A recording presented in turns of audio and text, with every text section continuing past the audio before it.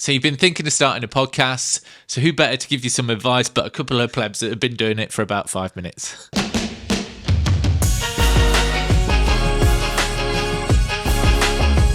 So it's your fault we started this, right? Yep, my bad. Why? Why? Well, Why do a podcast in 2024?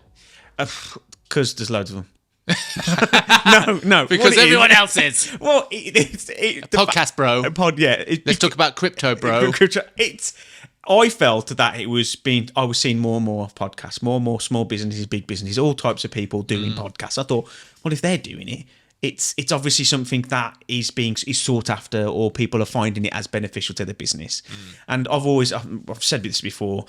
You're very good at getting content, getting other little BTSs, little sexy things like that for your content, where I struggle with it. And I kind of thought, well, what is it's not necessarily an easy way, but a convenient, but a way that we can do something that we can utilise that we do every day. I.e., we talk every day about a lot of things. Yes. And most of that being business and where we are, and do it so that we can potentially have a shoot day once a month, come in, and we've got the content for us to then use. I thought, well, let's give it a podcast. Let's give it a go. Give the podcast a go. And I had this studio space, and I always thought, oh, that could work. Do you know what I mean? And we made a little corner. Oh, well, you made stuff. The corner before it even asked me about it. You're like, I made a podcast corner. I was like, oh, right, who for? Yeah. Oh, well, yeah. That's it. So basically, I was like, let's do something. And I spoke to you, and at first, I didn't want to. You're like, fuck off. I don't want to do that. But you seemed to come around to the idea really quick, and then we just kind of started chatting about it. And we were like, actually. Yeah, but the reason why we wanted to do it, which was you kind of skipped by, is like marketing ourselves, right? Because we're always behind the camera. Yes. And anybody who buys a service from anybody is because they like that person. Yes. Like the product or the service might be good, but if they like you and they connect with you on this podcast, for instance, then they're more likely to book you. And we were never really, like you said, I did the odd BTS that you shoot, or are just, things of me on my Instagram stories. And that's okay, but doing this every week, we've got an episode out every week, doing several reels a week, and it was just a way, I suppose, for to generate leads. Yeah, it was. I remember you saying it in that way when we were discussing about the value and the point of the podcast. And I remember one of the reasons was for the podcast is right then I need to find a way to improve my business from a customer service point of view.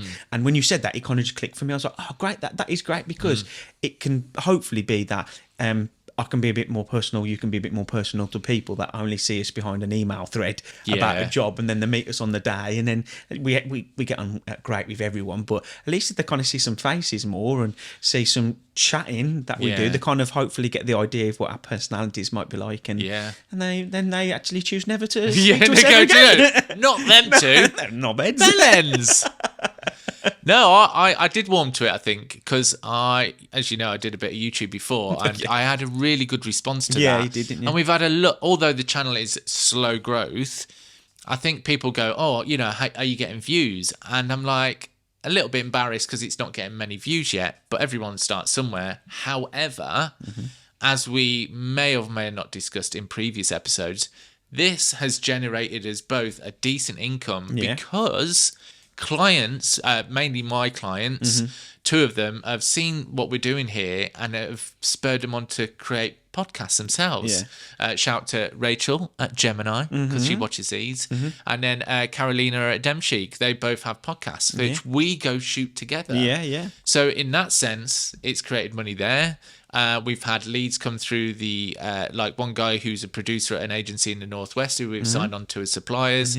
And then we had Mark Hadaway at I Love Claims, who was a host on Gemini's podcast. And we had a conversation, and now we're covering his events through 2024 because we just made a connection there.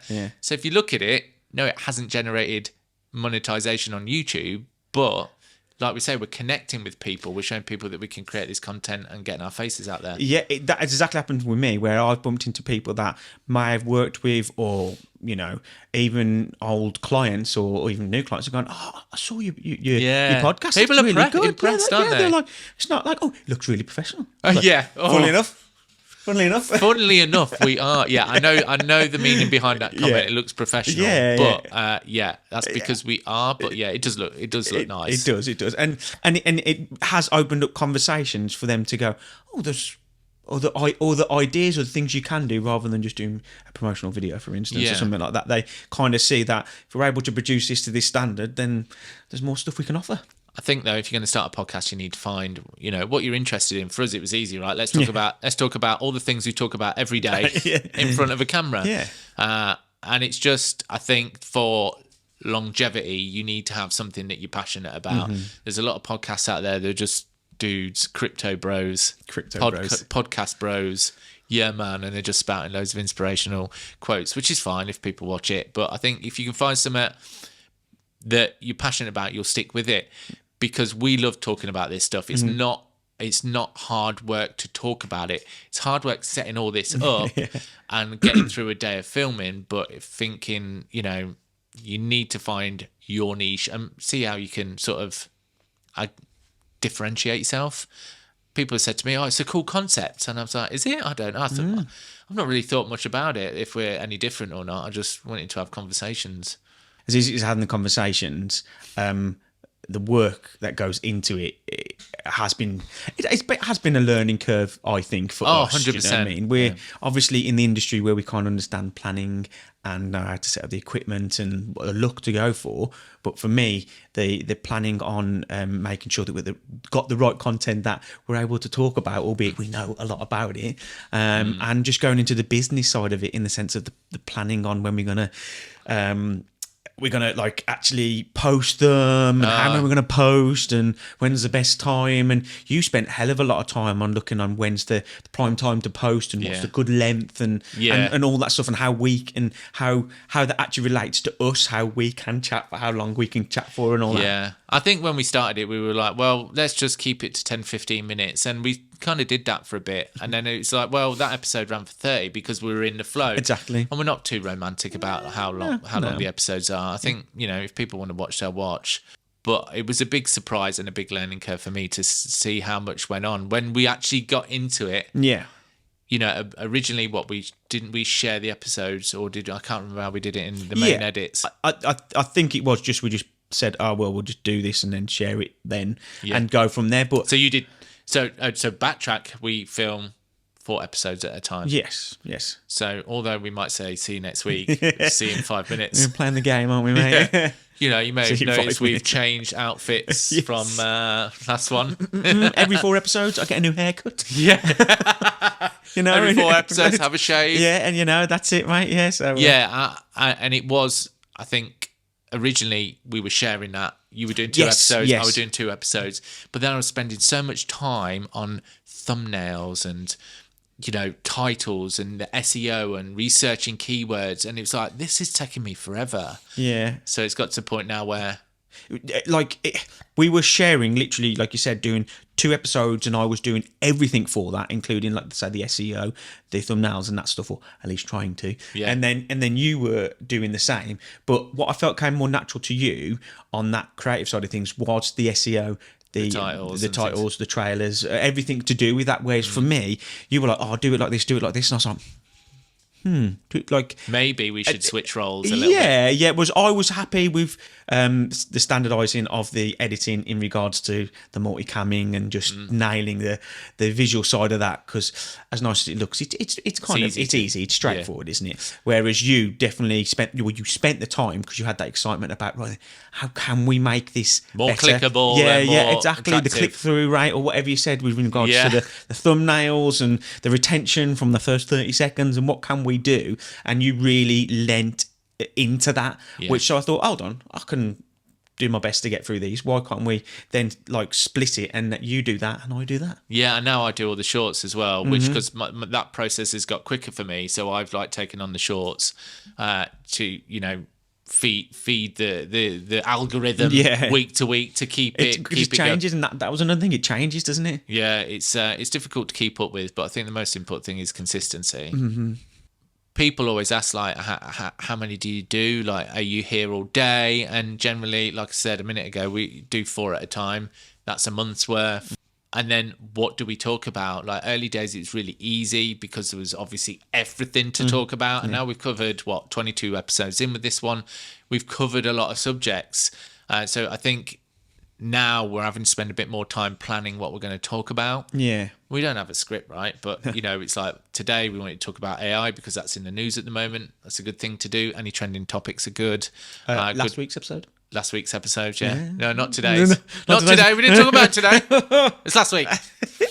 But obviously people realise you batch it, right? Because that makes sense. Why would you come spend 2 hours setting all this up just to like record one episode? Yeah. It'd be nice eventually when we've got like a permanent setup. They just walk in, switch the cameras on. But I think the planning of it has been getting harder. Yeah. I think one thing I would learn from it, and which I've said to you before, is the fact that we did go straight into some ideas, and like I said, we're 22 episodes in, but I think we could have spent a bit more time to think, hold on, how can we not stretch out the content, but add more to it on those subjects to make them either more specific per episode, more a subject per episode, or so that they can, in essence, if last longer. For instance, so we're on 22. We're now having to think a little bit more in depth rather than the ideas coming to us as such. Whereas if you have got those ideas, I would think about that. You kind of right then. Yes, we've got an idea, but don't just sit one subject per episode. Maybe we can extend it. I think we initially did that, didn't we? We did that with our first guest, right? Yes, we did. Because to be fair, we just chatted and chatted and chatted. So that was like, pretty sure the first episode was like half an hour, and we thought we best split it. And then the second episode was like an hour nearly, yeah. And so again, we could have probably even split that into a third episode, but that only goes and leads to my point is, if you've got a time or you've got some subjects, really try and delve into them in some planning so that you can try and get as much out of it. Because like I said, the first ones I think we did 4 episodes, which was like the journey of how we got into it, where we went and blah, blah, blah. And I thought that was a great idea.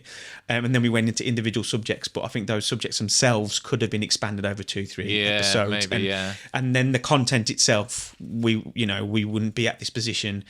To me personally, I thought we wouldn't be at this position for a while, and that's not to say we're losing out on ideas. It's just meaning we have to step up a gear to think about, right then, what is that, rather than those natural ideas come to us. God bless ChatGPT. I know, tell me. No, it's been good. That has been a great tool for planning your episodes, because they'll say, right, okay, we want to talk about editing.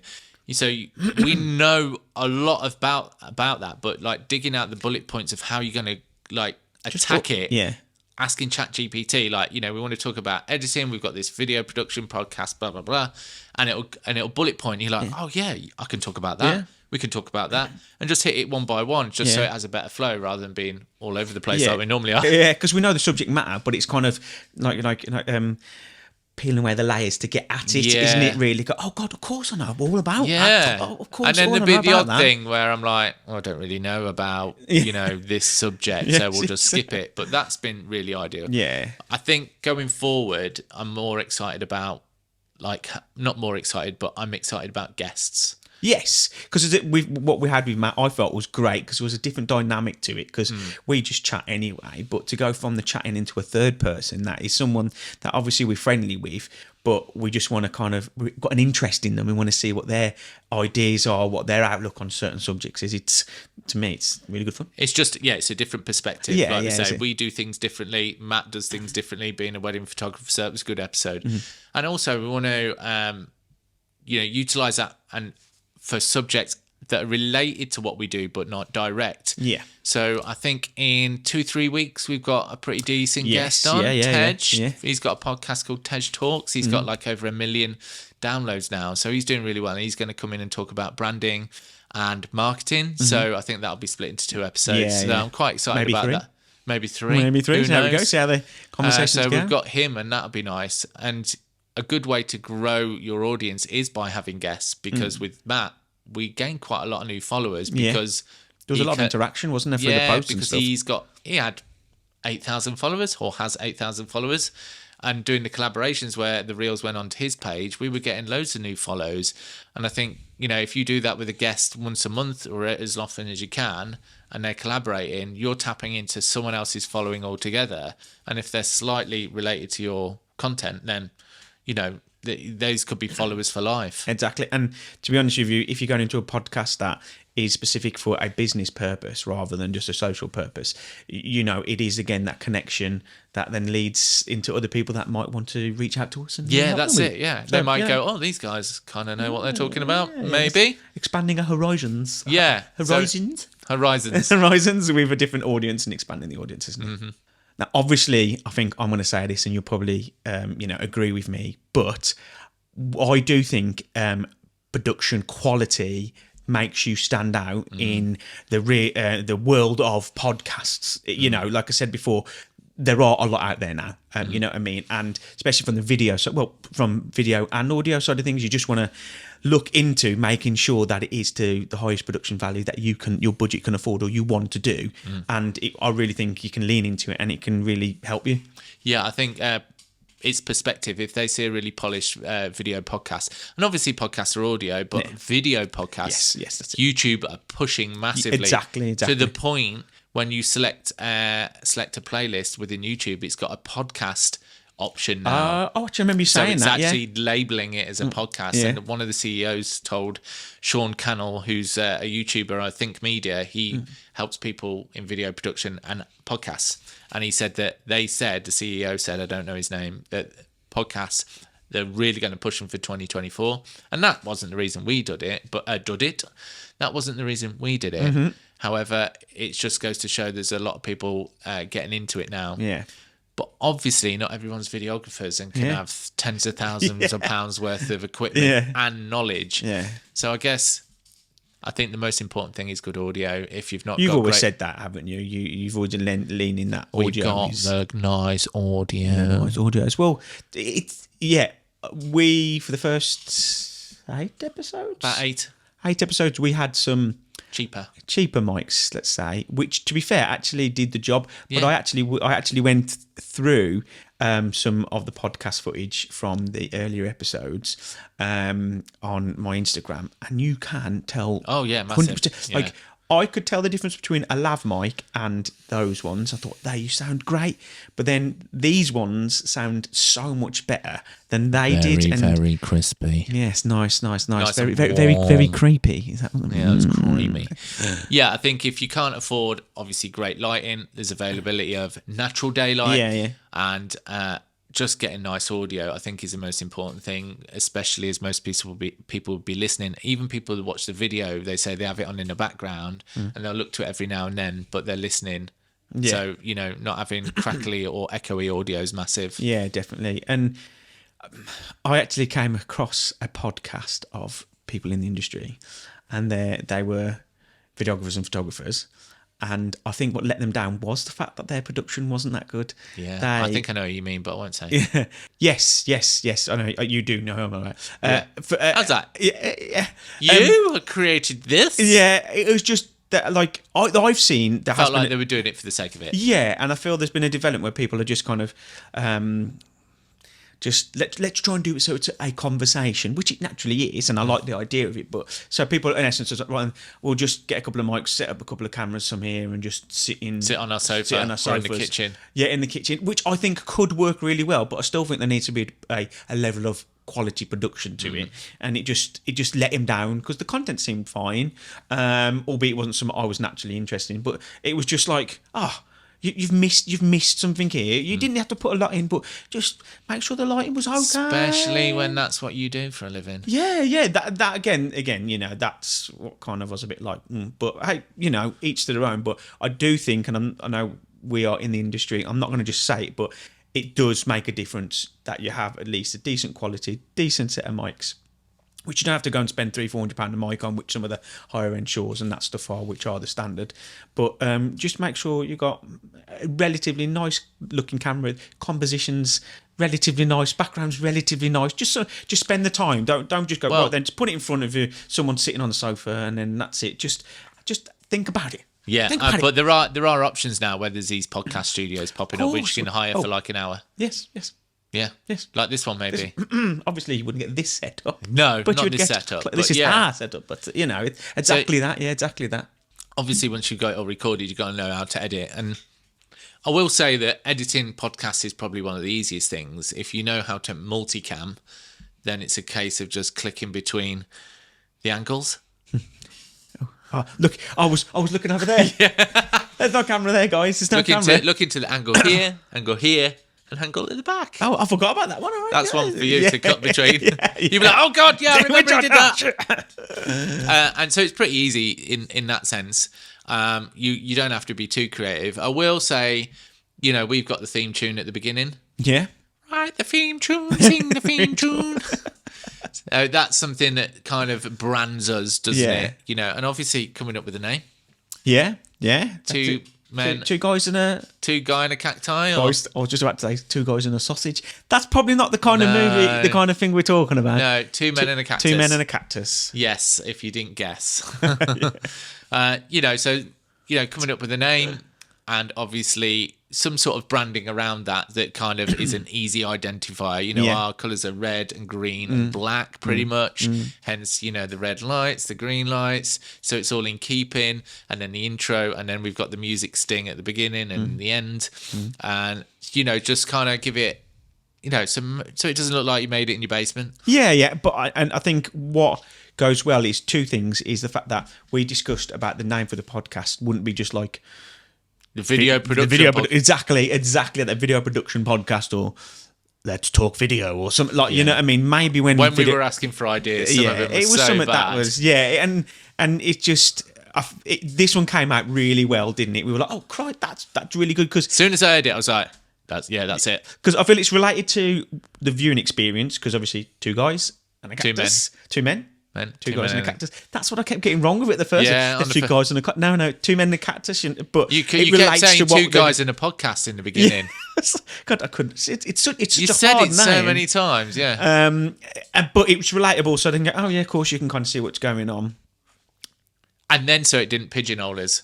Yes, because exactly. I didn't want it to be like the video production podcast for a shit name example, but I didn't want that because that's all we could talk about. At least, when we get that episode with Tej, when he comes in, he's talking about branding and marketing, and if it was based around video production, it's kind of off brand. But that and something that was intriguing. But you don't have to be. You can call yourselves, the living room podcast with Bill and Dave. I don't know, whatever you want. But, just having some sort of branding around it and giving it a professional look is important. Exactly. And the name itself, to me, is part of the brand rather than it's just the video podcast. To me, that's not branding. That's just, it's a video podcast, for instance. I love the name. Yeah, me too.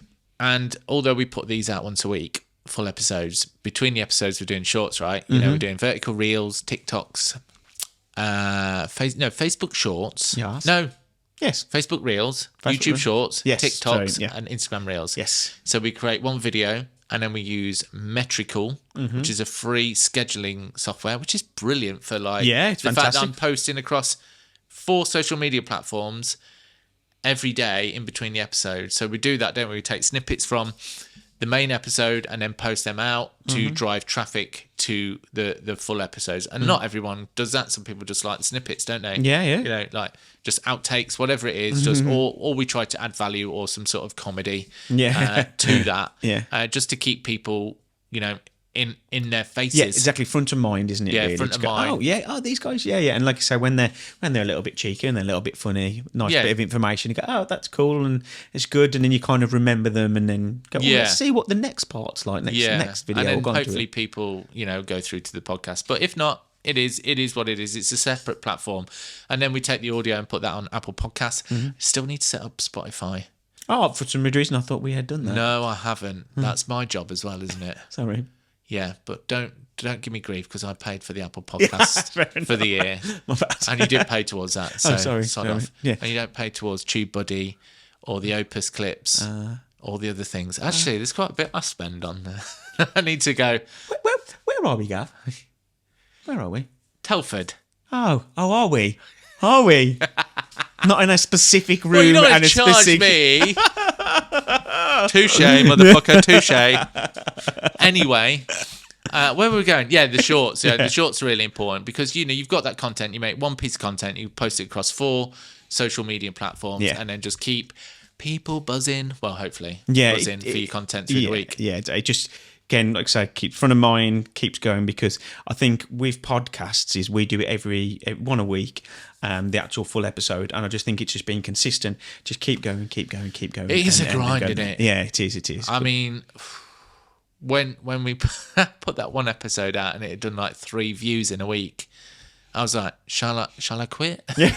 It's an I've emotional roller coaster, isn't it? When it comes to, And then we've got a couple that have done a couple of thousand. yeah, right? and we're like, oh shit, but what that can, I think, leads me on to, I don't know if it's where in our list of things, but I feel that because it's such an up and down, we do try to then go back and go, well, why did that one do a bit better? Why, why is that content better? If you find that, don't just push them out there and just leave them. I think you need to go, well, that one did a bit better. Why did that? Because you've changed quite a lot of things in regards to how the thumbnail and stuff that works on, and also ditching the intro right at the start. Yes, because we did win. We started with the intro and then we got rid of that because that does. You can see from the data that people drop off straight away. Yeah. But when you move the intro later, they retain for longer, and you can get most of your audience for the first 30 seconds. You generally carry them to the end. Yeah. So you're making these constant like data-driven decisions. Yeah, and exactly, it's data-driven because I've just had a thought where it goes. To me, I think I pushed back on moving that intro originally until you explained why. Because if I'm honest with you, I just felt had an attachment to it. I was like, no, that's great. I'm the one that made it as well. Yeah, do you know what I mean? I was like, that looks great. This is like great about us. Like, it's good. But then I have to think about if I had no emotional attachment to it, because inevitably you're going to have an emotional attachment to it. What do I do? If there's an intro that I'm like, meh, it's an intro, I will just skip to the next one and I'll never think about it again. Yeah. And that's my natural scrolling ability, or whatever you want to say. Behaviour, thank you. Yeah. So you kind of have to see of how someone is going to look at it in that position, because that's what the audience is, isn't it, really? Yeah. It's a difficult game, but we're just going to keep going because, as I said earlier, this is generated as thousands in revenue from just having it, not necessarily YouTube giving us money yet. Yeah, and we have a day once a month where we get to hang out. Get out and eat pizza. We just had pizza for lunch. It was great. Lovely, tasty meat feast. Oh look, no, we shared it while holding hands. A meat fielder. It had mushrooms on it. That was not fielder. A meat fielder. Oh yeah. Domino's. Is there a meat feast and a meat fielder? No, I don't know if there was. I don't know. Anyway, let's talk about engaging with you. Ooh. Engaging with the audience. No, I think we do that, right? Because a podcast, you're generally listening to two dudes or whoever speak. But I've noticed not everyone does that. Every now and then we'll talk to you guys. Hey. And I always say that to clients. They go, well, where do I look? Do I look at you? I was like, well, that camera, imagine there's two clients. That camera is the third person at an event you're at that sort of come along mid-conversation and you want to include them. So we return to them every now and then so they feel included. Yeah.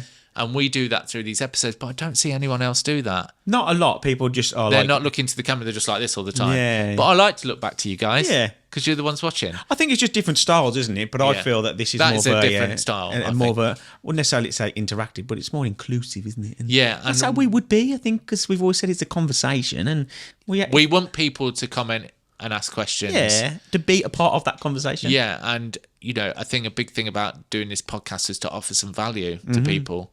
So, encouraging engagement, asking people to join in on the conversation, which we always do on the sign-off, which we'll do soon. And then just trying to get those algorithms pumping by having comments, because the more comments you get, the more people see it. Facebook goes, oh, people like this. But, generally we want to kind of try and have that conversation and hopefully in time build a community of other freelancers and people that are interested in what we do. I think that's kind of it for this episode, really. Is it? Yeah. It was so much fun. Oh, but I think that, it's a big task to take on a podcast, especially if you want it to be successful. Yes. And I think just have commitment to it. I think the thing you need to kind of realise is you're not going to be an overnight success with a podcast. I don't think so, unless you've already got a massive following in the first place. Which, if you're someone who most people haven't, have they? We really? have not. I've got 1,019 on Instagram. Yeah, I've got 600. But there is a space for it. There is opportunities for people to hear what you've got to say, and just be consistent on it. We post once a week. We're consistent with our reels. Just keep doing it. Find the time to do it. Find the time to potentially do it with someone that you're really good friends with, and you'll just enjoy it. Just have a laugh. Just have a laugh. Yeah, like I said, we have a laugh. We enjoy it. We have pizza.